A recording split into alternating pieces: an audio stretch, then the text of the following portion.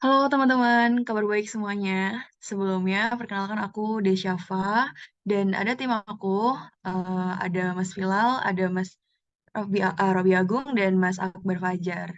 Seperti thumbnail dan dari judul video ini, aku dan tim aku bakal bahas sedikit mengenai social informatics nih. Simak baik-baik ya.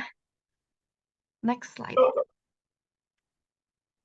Saat ini kita pastinya sudah tidak asing lagi dengan teknologi ketika kita berbicara tentang social informatics. Kita dapat membuka pintu menuju pemahaman lebih dalam tentang bagaimana teknologi informasi dan komunikasi telah mengubah cara kita hidup, terutama dengan cara kita berinteraksi dan memahami dunia di sekitar kita.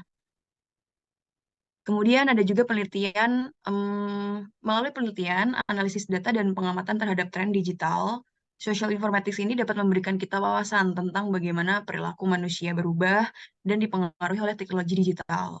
Oleh karena itu, kita pada video ini akan mengajak teman-teman untuk menjelajahi bagaimana teknologi telah memungkinkan kita untuk berkomunikasi dengan orang-orang di seluruh dunia, membagikan ide, dan mempengaruhi perubahan sosial itu sendiri. Dari video ini, kita fokusnya adalah untuk kita lebih memahami social media marketing, kemudian apa sih tujuan dari social media marketing itu sendiri, kemudian bagaimana mengubah audiens menjadi pengguna, dan kita juga bisa membahas mengenai masa depan CRM sosial, dan masih banyak lagi yang akan dijelaskan oleh teman-teman saya. Langsung saja kita lanjut ke next slide. Kepada teman saya, dipersilahkan. Oke. Untuk tujuan dari sosial informatik, yang pertama adalah study of the future. Informatika semakin terjalin dengan lebih sosial.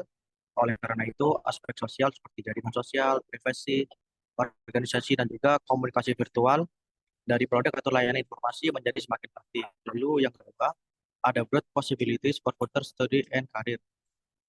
Informatika sosial memberikan lulusan kesempatan untuk melanjutkan studi dan karir mereka di bidang komputer dan informasi, serta dalam berbagai ilmu sosial, ekonomi, statistik, dan juga bisnis.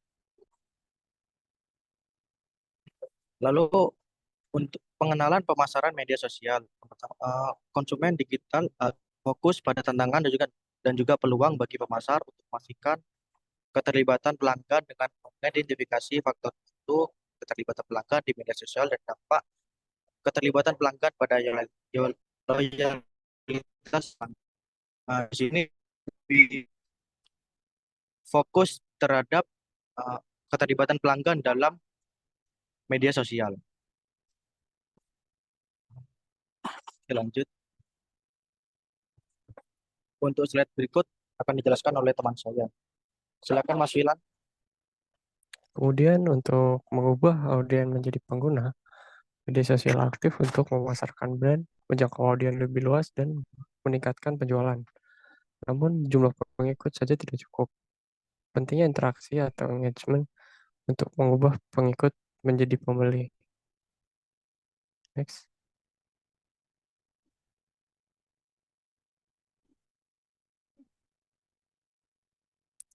Kemudian masa depan CRM sosial. Alat media sosial seperti yang kita kenal sekarang akan terus berkembang, tapi tidak akan pernah sempurna. Sebuah organisasi atau individu akan selalu memiliki penilaian baik dan juga buruk dari media sosial. Selanjutnya bisa akan dijelaskan oleh tim saya. Oke, ini branded social experience. Branded social experience adalah strategi pemasaran di mana merek berusaha membangun dan memelihara kehadiran yang kuat di media sosial untuk berinteraksi dengan audiens mereka.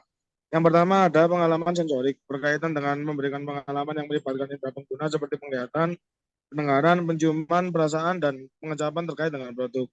Yang kedua, pengalaman afektif. Pengalaman ini memungkinkan pelanggan untuk terhubung secara emosional dengan produk, menciptakan rasa kebersamaan dan keterikatan dalam menciptakan pengalaman afektif bagi pengguna. Yang ketiga, pengalaman intelektual, melibatkan audiens secara kognitif dan mendorong mereka untuk berpikir dan merespon. Pesan media sosial harus jelas namun tidak menggurui untuk memicu investasi intelektual dari pelanggan. Yang keempat, pengalaman perilaku. Berfokus pada mengubah tindakan nyata audiens, media sosial digunakan untuk mendorong perubahan perilaku di kehidupan sehari-hari. Next, Mas. Online store. Toko online merupakan situs belanja online yang berisi berbagai macam barang, baik kualitas tinggi maupun kualitas ringan dengan mempertimbangkan tingkat orang. Keunggulan dari toko online yang paling utama adalah tidak ada hambatan nasional dan internasional. Dalam belanja online, konsumen akan berada dalam posisi menuntut dan pemasok tidak akan berada dalam posisi memerintah serta ada peluang kerja yang sangat besar dalam belanja online. Nah, itu tadi teman-teman. Jadi kita udah bahas lengkap, detail mengenai apa sih social informatics itu, tujuannya, kemudian apa sih social digital marketing itu seperti apa, kemudian bagaimana cara mengubah audiens menjadi pengguna, kemudian CRM-nya, dan contohnya implementasinya terhadap online store mungkin ya. Dan ya semoga dari yang kita sampaikan tadi, semoga berdampak buat teman-teman semua, entah mungkin secara langsung atau tidak langsung berguna buat teman-teman. Dan terima kasih sudah nonton video nih. Bye-bye. Thank you.